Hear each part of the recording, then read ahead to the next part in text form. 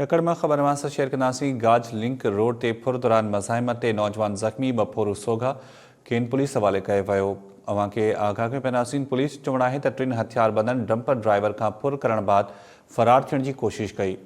Driver जे रड़ियुनि ते मिटी ढोईंदड़ मज़दूरनि पहुची ॿिनि फोरुनि खे सोघो करे वरितो। तफ़सील मालूम कयूं था अमीर हसन मलाह खान जी। अमीर हसन, छा तफ़सील आहिनि वधीक?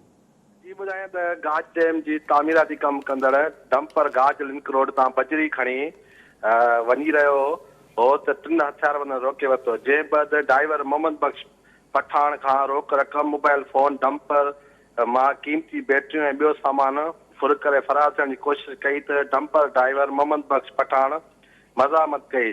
जंहिं बैदि डंपर ड्राइवर ज़ख़्मी थी पियो। डंपर ड्राइवर रड़ियूं दाऊं कयूं, जंहिं ते गाज डैम जो कमु कंदड़ मज़दूर रड़ियूं ऐं दाउनि ते वाक़े वारे हंधि पहुची विया। जंहिं बैदि ॿिनि फोरुनि खे सोघो करे वरितो। हिकु फोरू फरार थियण में कामयाबु थी वियो आहे, जॾहिं त नई गाज पुलिस खे इतला ॾिनो वियो। जंहिं बैदि वाक़े वारे हंधि पहुची वई फोरुनि खे पुलिस हवाले कयो वियो। ठीक आहे, वॾी महिरबानी अमीर अपडेट करण जे लाइ।